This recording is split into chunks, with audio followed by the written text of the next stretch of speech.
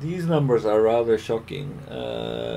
Looking at the current situation, the worst parts in Africa, we can see the further southeast you get, the worse the situation is. In the northern Muslim areas, there is very little. The HIV numbers are very low, at below, way below the 1%. So there, HIV is not a big problem. But if we go further south, then we see the problems occurring. This was a very big problem at the time when I went to Africa. This problem became rampant, and education has been very important. Looking at the numbers right now, we can see at the bottom, we see the numbers in 2001 and 2011, and we look at the numbers, then we see that that this is the black areas. South Africa has age prevalence in the age range of 15 to 49.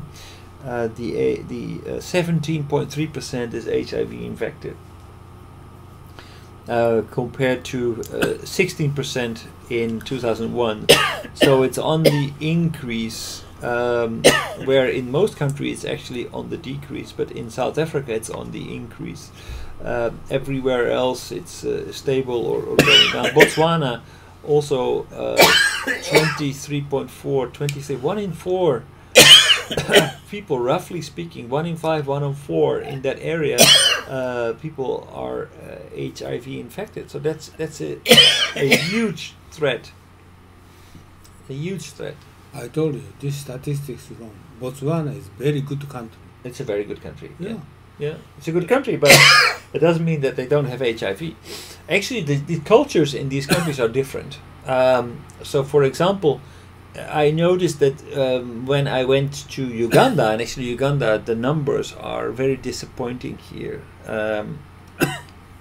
It's still dark red. It doesn't have any statistics, but I noticed that Uganda, their attitude towards HIV, they knew about HIV, they talked about it. I spoke with people who had their concerns because, for example, they were rangers in the wild reserve, and they were very afraid that their wife would have an affair or something like that. They would contract HIV, and when they would come home, they would also contract HIV. So the awareness was there. People knew how to they contract HIV, and they were being very careful about it because it was so rampant in Uganda. In Kenya, on the other hand, the people were not very much aware. Actually, I heard stories from guys that they say, oh, I mean, if they would get HIV infected, they would have sex with unprotected sex with a white woman, and then it would be healed. That was what they believed. So there was very little education, very little awareness of what was going on, and then basically countries like Kenya, countries like Tanzania, they didn't have a Victorian age, so they have a different mentality when it comes to sexual relationships. So the risk of being infected is much bigger. The awareness of the risk of unprotected sex is also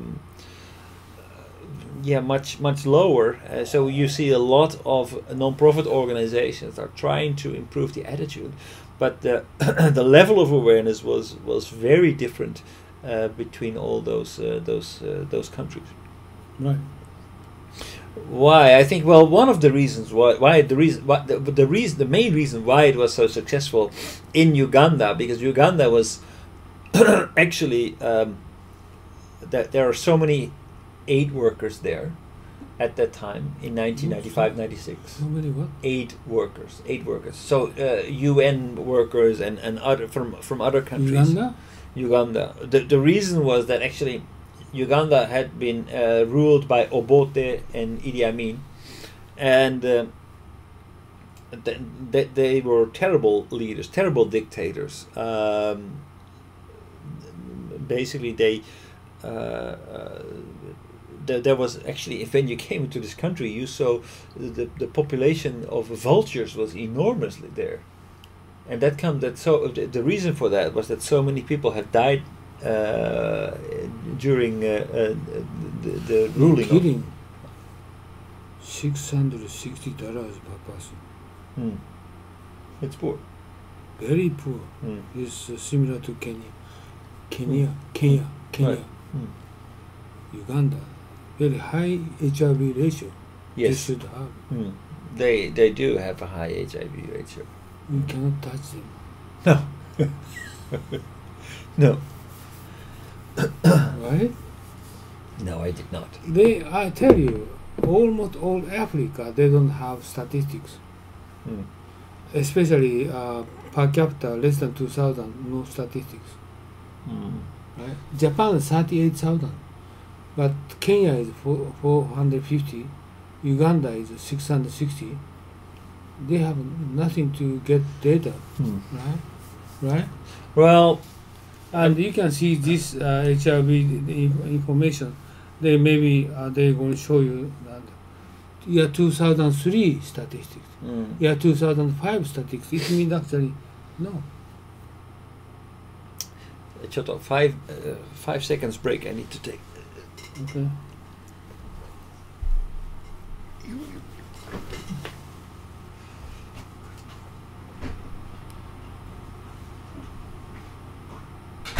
Uganda.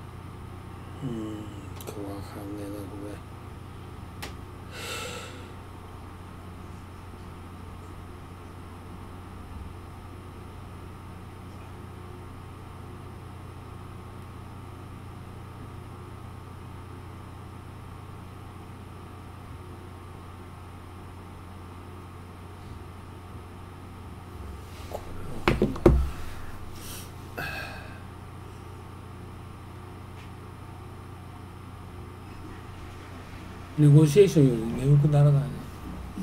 ネゴシエーションだと思うんだよ。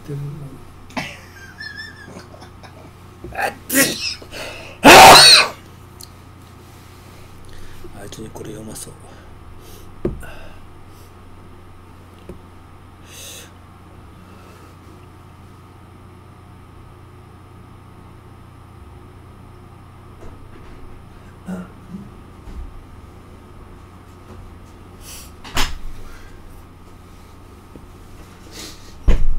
It's cold? A little bit. Not really. Uganda. Very high. But uncountable. So when they these rulers, Amin and Museveni, after they and Obote were finished, then Museveni came to power. He was Oxford educated and quite enlightened president, so that was the signal for a lot of aid organizations to come in, because they said, now is the time, stability will start. Just a brief reading. It's very high. So the very high rate of HIV infection experienced in Uganda during the 1980s and early 1990s created an urgent need for people to know their HIV status. Yeah. The only option available to them was offered by the National Blood Transfusion Service, which carried out routine HIV tests on all blood that was donated for transfusion purposes. Because the need for testing and counseling was great, a group of local non-governmental organizations such as the AIDS support organizations, Uganda Red Cross, The Zambia Home Care, the National Blood Bank, etc., together with the Ministry of Health, established the AIDS Information Center in 1990 to provide HIV testing and counseling services with the knowledge and consent of client involved. So in Uganda, HIV/AIDS has been approached as more than a health issue. In 1992, a multi-sector AIDS control approach was adopted. In addition, the Uganda AIDS Commission, also founded in 1992, has helped develop a national HIV/AIDS policy. A variety of approaches to AIDS education has been employed, ranging from the promotion of condom use to abstinence-only programs.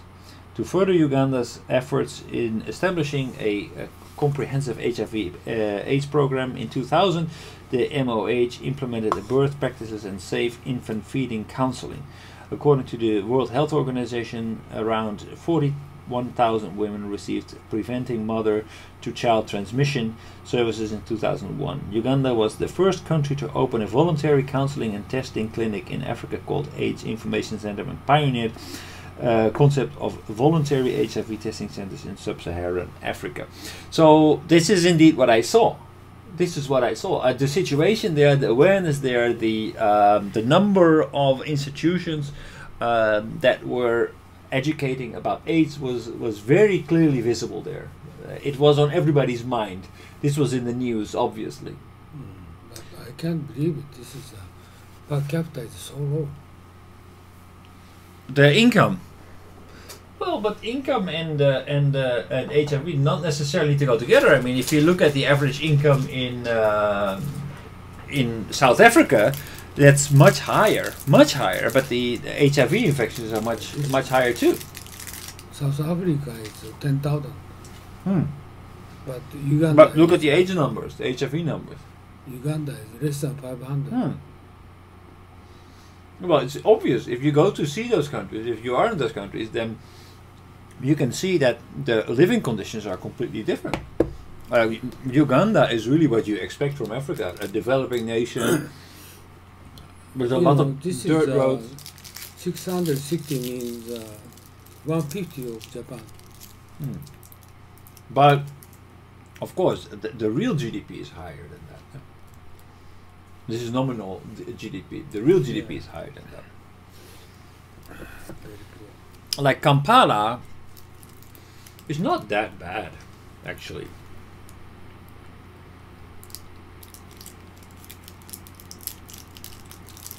But in the north is they have a problem with civil war, and they have this crazy rebel fighter who's living across. PPPs, 1,700, but still 130.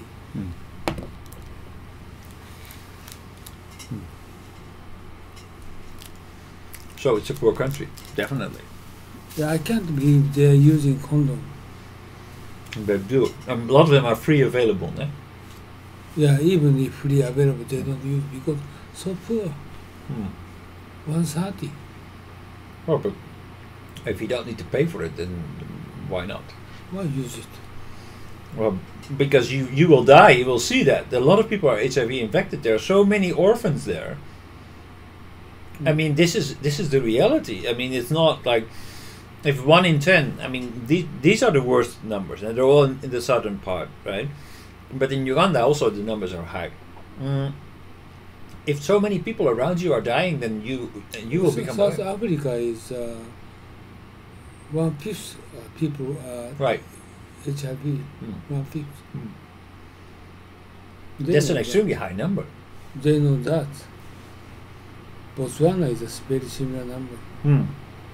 And Botswana is a rather rich country. Yes, more than 6,000. Right. So why are they not using preservatives? They can afford it. They don't care. That's the point. It's culture, education, awareness. Congo and Zambia is more worse. Yeah, well, Congo is not on the map, but yeah. But anyway, okay, let's go. So life is not worth much.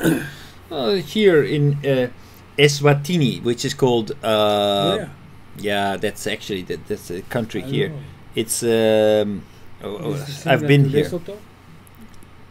Lesotho is here. It's in South Africa, right? Yeah. So Lesotho is here, and the other one is called Swaziland. Swaziland. Swaziland. It's That's